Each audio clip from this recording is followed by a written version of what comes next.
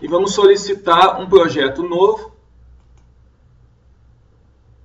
micro-ondas IRF, antenas, next. Vamos pedir a parte de fio, solver T, e aqui nós vamos escolher o que é importante em milímetros e gigahertz. Next, frequência vamos colocar 0 até 1.5, campo elétrico, campo magnético, far field, next, finish, e ele vai abrir a interface.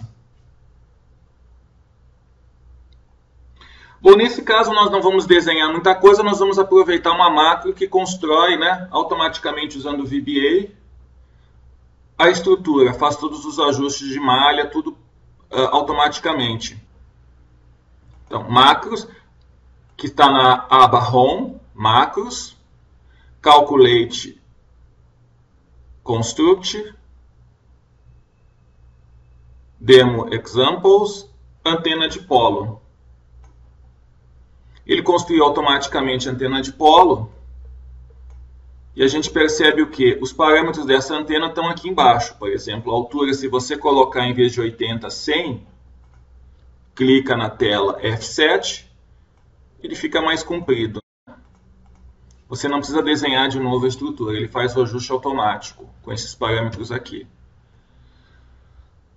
Feito isso, a gente pode iniciar a simulação, né? A macro fez tudo para nós, a gente pode clicar no Solver Setup e Start.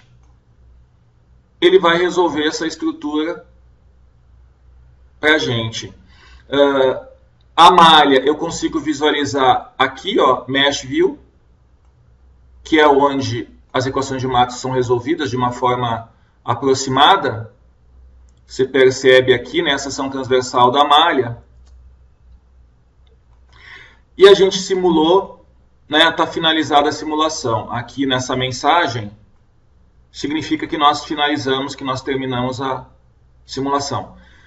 Quais são os resultados? Os primeiros resultados que a gente pode visualizar são os parâmetros S, que nada mais é, para esse caso, do que o coeficiente de reflexão em dB. A gente percebe que essa antena está ressoando em 800 MHz, 0.8 GB, ou seja, ela tem uma perda de retorno baixa. A gente usa, em termos práticos, as frequências entre mais 10 e abaixo de menos 10 dB. Então, essa antena aqui, ó, ela poderia funcionar, ó, botão direito, Show Measure Lines, mais ou menos, eu estou arrastando aqui até encontrar o menos 10. Aqui e aqui. Essa antena poderia funcionar aí, se fosse usado o critério de menos 10 dB por S11, por índice de reflexão, de 750 MHz a 860. Né? 860. Então, esse aqui é o parâmetro S em dB.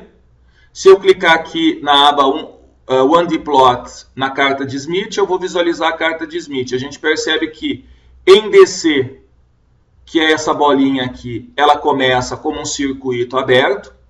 Faz sentido, né? Porque a estrutura, clicando em Components, ela é um circuito aberto. Aqui é um circuito aberto. Se você colocar um multímetro aqui.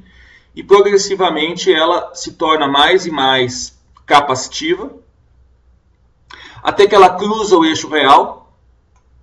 Ela cruza o eixo real aqui, ó, em uma frequência aqui, por aqui, né? E chega próximo do centro da carta, que é onde ela está casada, e em 1.5 GB ela volta a ser capacitiva. Essa parte de cima ela tem um caráter indutivo. Isso é possível ver também na matriz Z, que é nada mais nada menos do que a impedância de entrada. Matriz Z, Z-Matrix aqui, em 1D Results, a gente enxerga a parte real, que é a parte real da impedância de entrada. A gente percebe que para DC é praticamente circuito aberto, faz sentido, né? É um circuito aberto. E na nossa frequência de operação, vamos dar um botão direito, Plot Properties, vamos ajustar aqui a escala, y de 0 a, sei lá, 300. aqui, ó, a gente percebe que nessa faixa onde ela funciona, está mais ou menos em torno de 50 ohms, né? Está mais ou menos em torno de 50 ohms, a parte real. Se você visualizar a parte imaginária, ela tem um caráter negativo aqui, ó, um belo pedaço tem um caráter negativo. O que é impedância negativa? É capacitor. Ela se torna levemente indutiva aqui em cima. E nessa faixa que nós temos interesse, botão direito, Plot Properties, vamos colocar aí menos 200 a 200.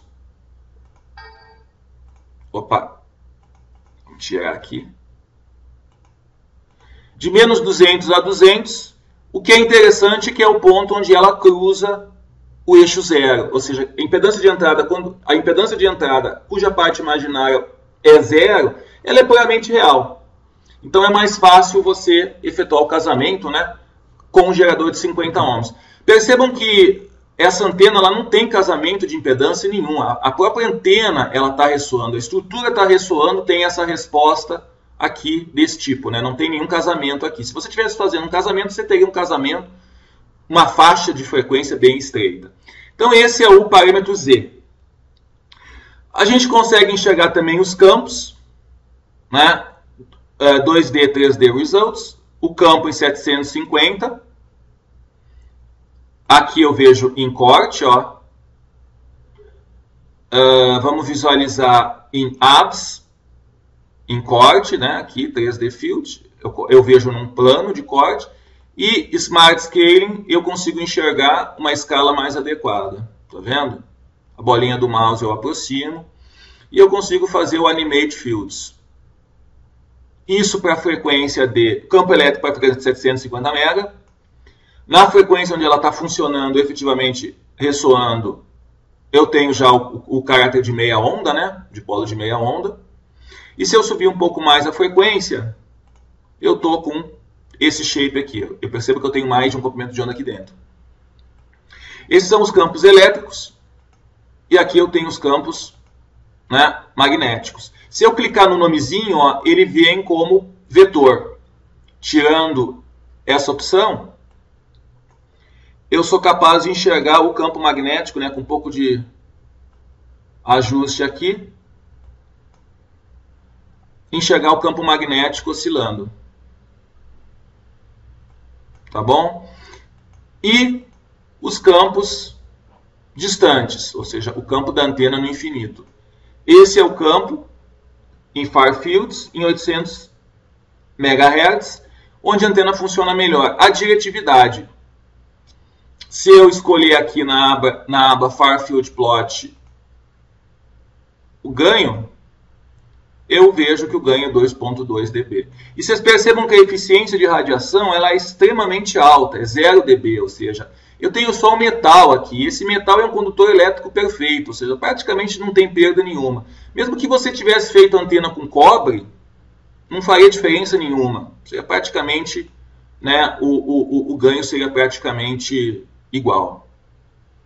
É isso aí.